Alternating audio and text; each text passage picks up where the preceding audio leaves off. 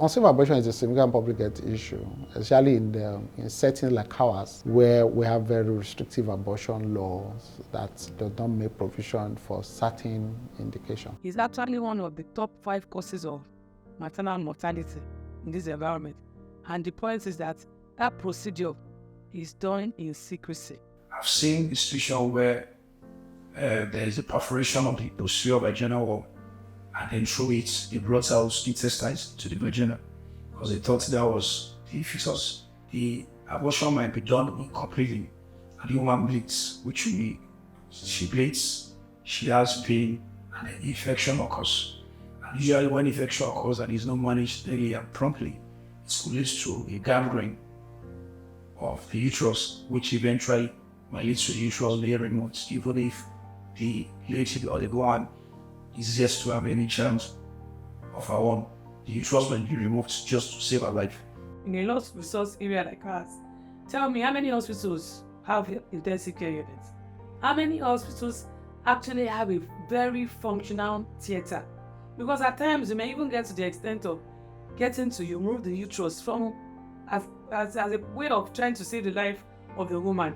And these skilled professionals, how many of them are even left in the country? We can't just keep quiet about the menace of unsafe abortion. There are many situations where pregnancy must end. You can have some very severe cardiac condition. We have some hypertensive disorders of pregnancy, like what we call severe preeclampsia, eclampsia, which are diseases that can result in very debilitating complications for the woman, and of course can also result in death if that pregnancy is not terminated. There are some medical conditions that how carrying a pregnancy may jeopardize her life, is threatening to her life. For instance, our abortion law does not take cognizance of provision of safe termination of pregnancy in cases of rape, incest, sexual assault.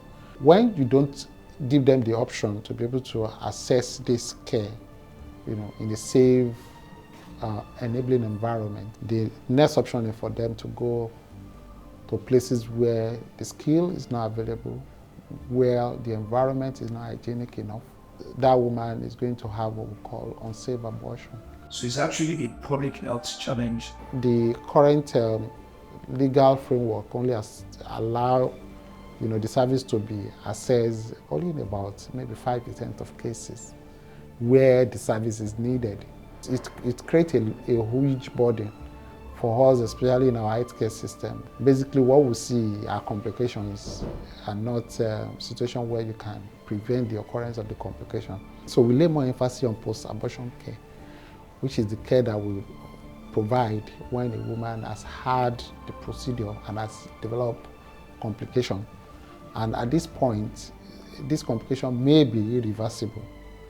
And you can only intervene to ensure that the woman does not die. So the restrictive law is all about the fact that we can only terminate for those rules that we think is threatening to the life of the mother.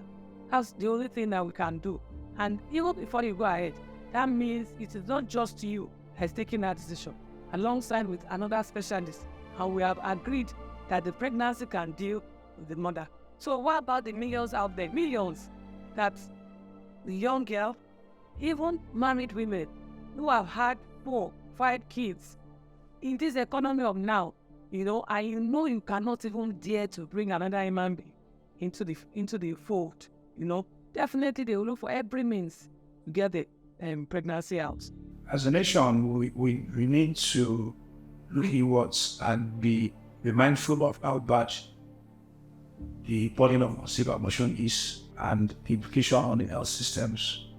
So government could have a second look at the regulations and the policies around the problems associated with safe termination of pregnancy. One very important way to be able to curb this is if the government is able to pay more attention, providing a wider net for these services to be provided within legally acceptable framework, which is what we as a body of gynecologists that I represent advocate for. I was actually on that other side before. I'm on the side of why did you get pregnant in the first place? But then when you look at it on the other side too, that's when I moved to another side. Then you will know that yes, there's no how we will not have these reasons coming up. Is even if you even dare to, or you did it purposefully, if you go deep into the issue, you find out that there's something, there must have been something, you know. So when you try to look at the other side of an issue, then you have to change your stance some of the time. So how do we deal? And that's what I clamor for. Probably the government to look at this law and its effects on the other side, because there are so many. I've given an example before in many forums when I was a young doctor, and I had to do an autopsy when I was in training on a young girl, and the finding of the autopsy was that she had a perforation from examination of pregnancy she had, and here she is on the autopsy table as a dead human being. That golden life gone, just to that decision or that thought that I am not ready to carry this. So there is a guideline that is available that makes provision for abortion services to be provided within legally acceptable framework. So, but what is also very important is that this guideline also needs to be domesticated in different states of the country. And of course, we have states like Osun, states like Ogun State already domesticating the guideline. We should be mindful of the fact that the guideline as they currently operate only make provision for these services within certain indication. A whole lot of other indications are not covered by the guideline. So the long-term goal of us as a body is the need to reform law in the country to be able to provide a wider net, at least for about 70-80% of women that require this service, to be able to access it when the need arises.